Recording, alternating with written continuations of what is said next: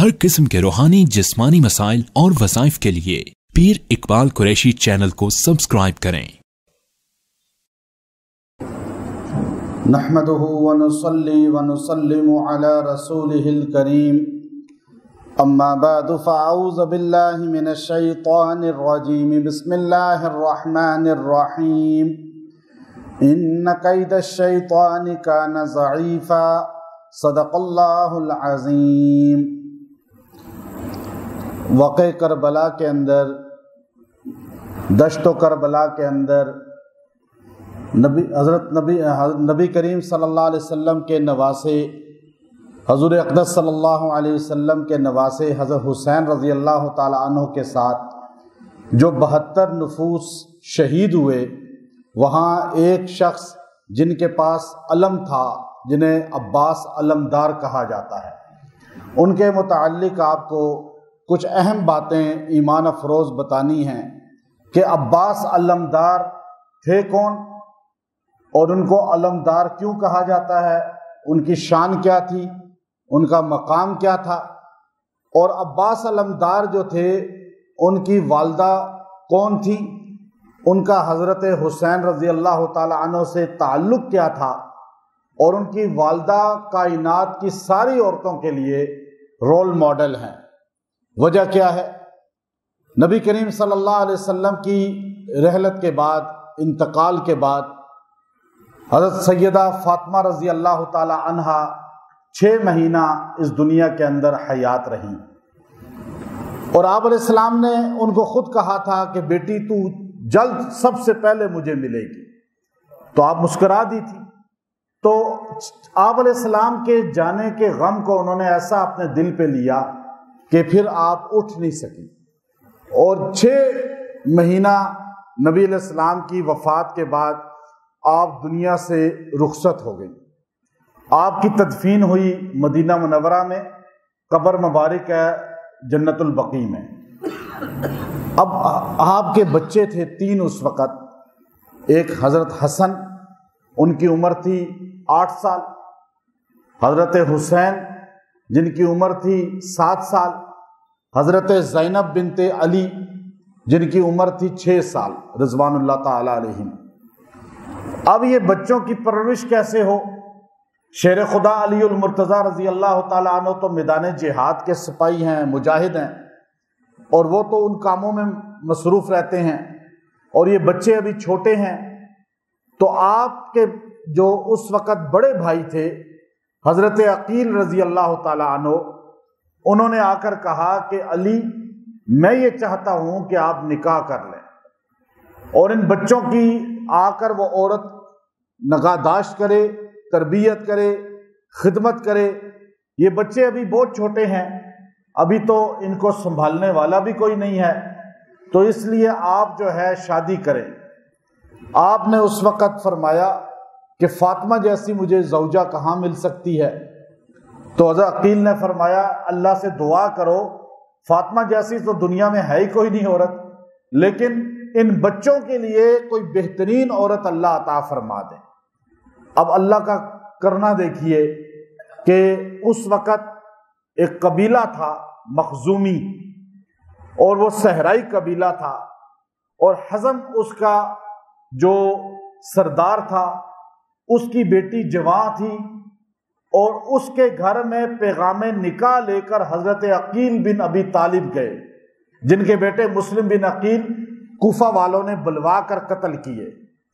तो जब ये गए तो सरदार ने कहा कि मेरे घर में पैगाम आया है शेर खुदा अलीउल मुर्तज़ा का, मेरे लिए तो इससे बड़ी सआदत ही कोई नहीं, लेकिन मेरी बेटी हाँ करे तो तब, दोनों की उम्रों में बड़ा डिफरेंस है, तो मेरी बेटी से पहले बात करता हूँ, वो जो कहे।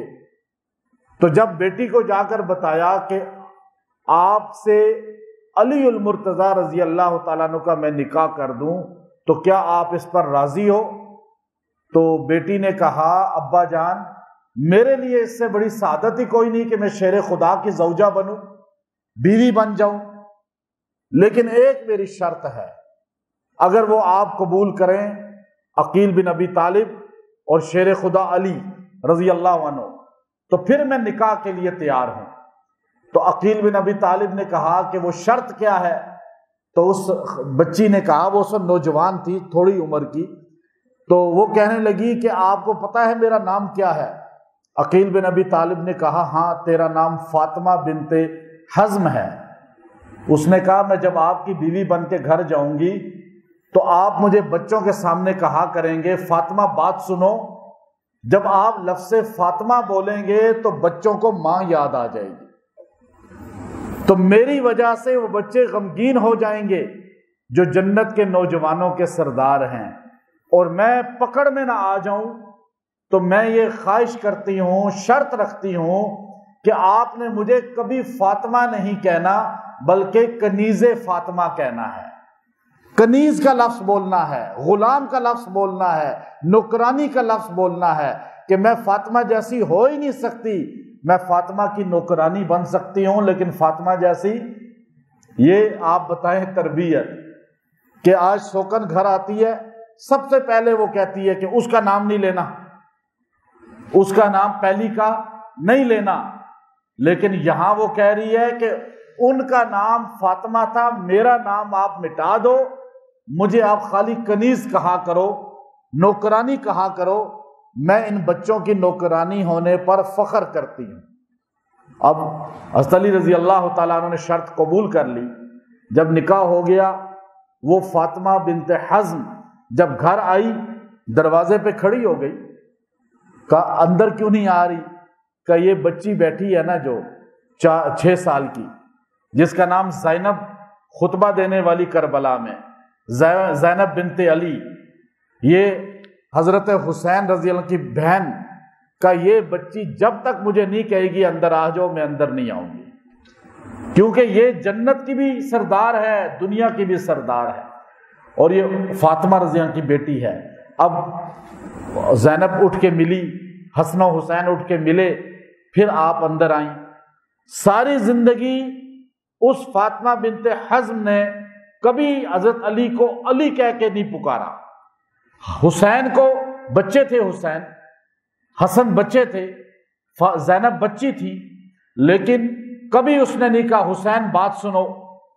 یہاں لوگ لبیک یا حسین یا حسین، یہ کتنی بدتمیزی ہے، ایسے باپ دادا کا کوئی نام نہیں لیتا، ادب ہوتا ہے کوئی سیدنا حسین۔ اب ادب، وہ خاتون ساری زندگی جب حسین بچے کو بھی بلاتی تھی تو کہتی تھی مولا حسین میری بات سنیں، مولا حسن، حضرت علی کو کہتی تھی مولا علی، کیونکہ آپ نبی نے آپ کو مولا کہا ہے اور آپ ہمارے سب کے مولا ہیں، نام لینے کے لیے مولا کا لفظ خالی سب کے لیے استعمال کرتی تھی، میرے مولا بات سنیں۔ اب ادب اتنا کرتی تھی کہ آپ کو اللہ نے ایک بیٹا دیا۔ جب اہل بیت کا ادب ہوتا ہے نا، بے اولادوں کو بھی اللہ تعالیٰ اولاد نرینہ دے دیتے ہیں، اور جو بے ادب ہوتا ہے نا دین والوں کا، انسانوں کا، اللہ اس کی جھولی خالی رکھ دیتے ہیں۔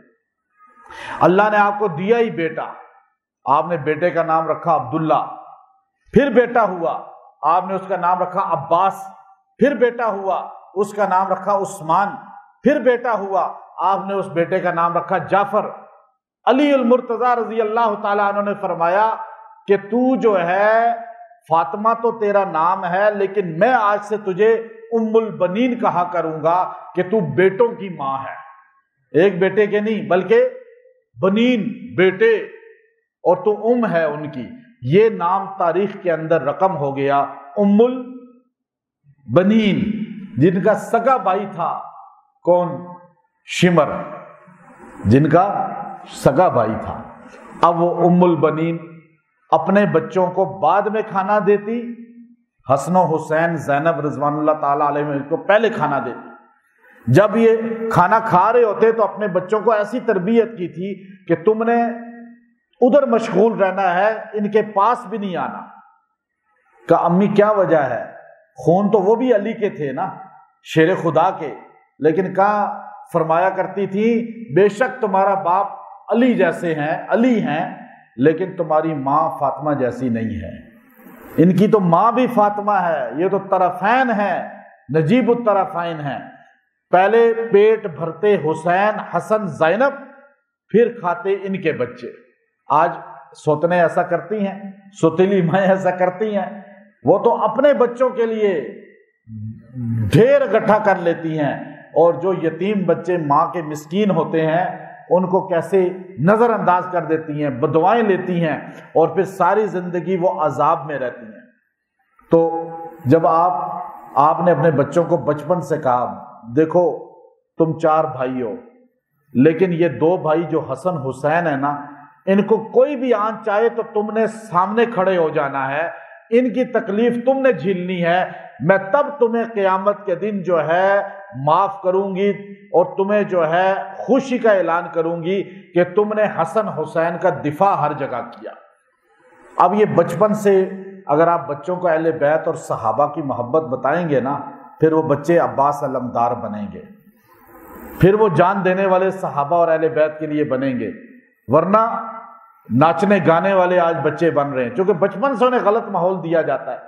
تو کربلا جب چلے حضرت حسین رضی اللہ تعالیٰ عنہ، تو یہ بوڑھی ہو چکی تھی، اور آپ نے فرمایا کہ دیکھو میں آپ کی ماں ہوں، لیکن آپ جا تو رہے ہیں، مجھے پتا ہے کہ بہت کٹھن رستہ ہے، وہ لوگ غدار ہیں، حضرت علی کو انہوں نے شہید کیا، حضرت حسن کو شہید کیا، آپ کو نہیں چھوڑیں گے، لیکن یہ میں اپنے 4 بیٹے جوان آپ کو ساتھ دے رہی ہوں، یہ میں بیٹوں کو وصیت کر رہی ہوں، حسین سے پہلے جو حسین کی بیٹوں دوسروں سے پہلے اہل بیت کے دیگر لوگوں سے پہلے تم نے شہید ہونا ہے، اور ان کا دفاع کرتے کرتے شہید ہونا ہے۔ اگر تم نے ایسا نہ کیا میں روز محشر تمہیں اپنا جو ہے حق معاف نہیں کروں گی۔ اب حسین جب کربلا جاتے ہیں تو عبداللہ بن علی، جعفر بن علی، عثمان بن علی، عباس بن علی، یہ 4 بھائی تو ایک ماں کی اولاد ہے۔ پھر دوسری بیوی حضرت علی کی جو ہے ان میں سے ابو بکر بن علی، پھر عمر بن علی، پھر محمد الاوسط بن علی، یہ 3 بھائی دوسری بیوی سے بھی حضرت علی کے، یعنی آپ کے بھائی باپ کی طرف سے، یہ بھی کربلا میں ساتھ تھے، شہید ہوئے ہیں۔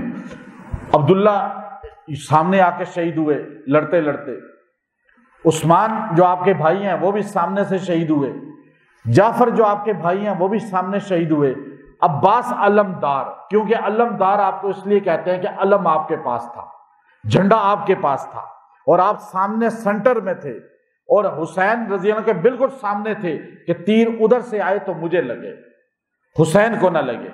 یہ حال تھا گھر کے لوگوں کا، اور وہ حال تھا جو نام لینے والے کہ ہم علوی ہیں، مولا علی کے ماننے والے ہیں، اور شیر خدا رضی اللہ عنہ 5 سال جس جگہ حکومت کی ہے وہاں ہی کے لوگوں نے، ان ہی کے رعایا نے، ان ہی کے وزیروں مشیروں نے مل کر آپ کے بیٹے کو شہید کر دیا۔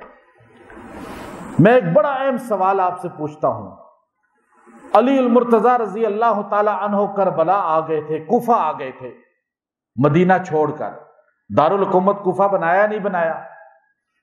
پتہ ہے نا آپ کو؟ حضرت حسین مدینہ چھوڑ کے کوفہ آ گئے تھے، کربلا آ گئے تھے، ایسا ہوا یا نہیں ہوا؟ حضرت فاطمہ مدینہ چھوڑ کے آئی یا نہیں آئی؟ نہیں آئی نا، حضرت فاطمہ مدینے میں ہی فوت ہوئی، حضرت حسن مدینے میں فوت ہوئے۔ یہ بات سمجھنا ہے غور سے آپ نے۔ حسین مدینے سے آگے کوفہ میں، مدینہ سنیوں کا مرکز تھا، اہل سنت کا مرکز تھا، حسن مدینے میں فوت ہوتے ہیں، شہید ہوتے ہیں، فاطمہ بنت محمد صلی اللہ علیہ وسلم مدینے میں فوت ہوتی ہیں۔ ہم مدینے والے آج بھی اہل سنت ہیں یا نہیں ہیں؟ تو مدینے میں ہمارے پاس فاطمہ فوت ہوئی ہیں، ان کی قبر میں آپ کو بتا سکتا ہوں جنت البقیع میں ہے یا نہیں ہے۔ ہمارے پاس حسن فوت ہوئے ہیں، شہید ہوئے ہیں، مدینہ میں ان کا جنازہ پڑھا گیا ہے، اور ان کی قبر بقیع میں اپنی ماں کے قدموں میں ہے۔ میں بھی آپ کو بتا سکتا ہوں، مدینے والے بھی بتا سکتے ہیں، ہمارے پاس جو فوت ہوئے ہیں ہمارے پاس ان کی قبریں بھی ہیں، تمہارے پاس جو ہوئے ہیں آج تک نہیں پتا کہ علی المرتضیٰ کی قبر کدھر ہے۔ ہے کسی کو پتا؟ حضرت حسین کی اصل قبر کہاں ہے کسی کو پتا؟ نہیں پتا۔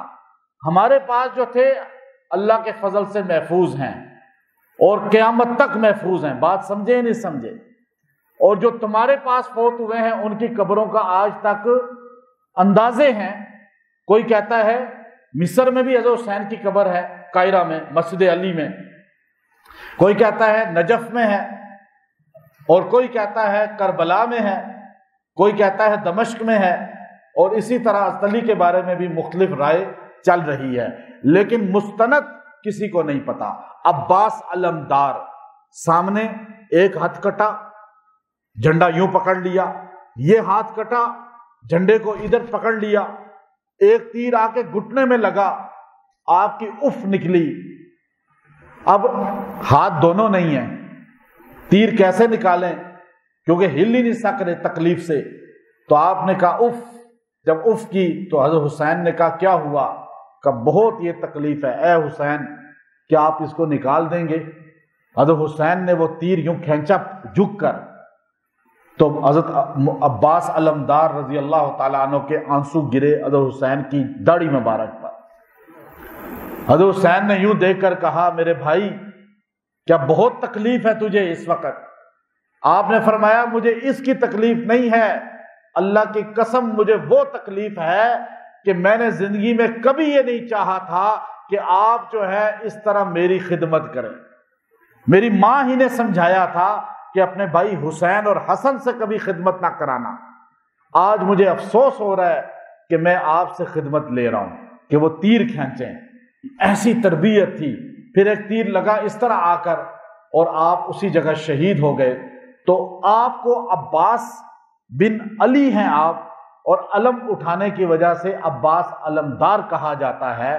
تو آج ہر مسلمان، ہر اہل سنت کو پتہ ہونا چاہیے کہ عباس علمدار ہمارے شیر خدا کے خون ہیں، بیٹے ہیں، اور دیگر آپ کے 7 بھائی اور بھی، حسین ابن علی 8ویں، عباس 9ویں، یہ شیر خدا کا خون تھے جو کربلا میں بلا کر ان ظالموں نے ذبح کیا، ان کو قتل کیا۔ کسی نبی کی اولاد اس طرح قتل نہیں ہوئی ہے جیسے ہمارے نبی کی آل اور اہل بیت کو اس طرح غداروں نے بلایا اور بلا کے چن چن کے انہوں نے شہید کیا کہ ایک مولا علی رضی اللہ تعالیٰ عنہ کو شہید کر کے ان کا دل نہیں بھرا تھا کہ انہوں نے آپ کی نسل ہی کو ساری کو شہید کر دیا۔ تو آپ پوچھیں مولا علی کا قاتل کون تھا؟ عبد الرحمن بن ملجم وہی تھا جو پہلے آپ کا جانثار تھا، پھر آپ کا دشمن بن کے اور پھر خارجی بن کے آپ کا قاتل بنا۔ یہ سارے بھی وہی تھے جو پہلے آپ کے جانثار تھے، پھر بعد میں آپ کے قاتل اولاد کے بن گئے۔ اللہ نے قیامت تک جو ہے ان کو لوگوں کے سامنے عیاں کر دیا۔ وآخر دعوانا ان الحمد للہ رب العالمین۔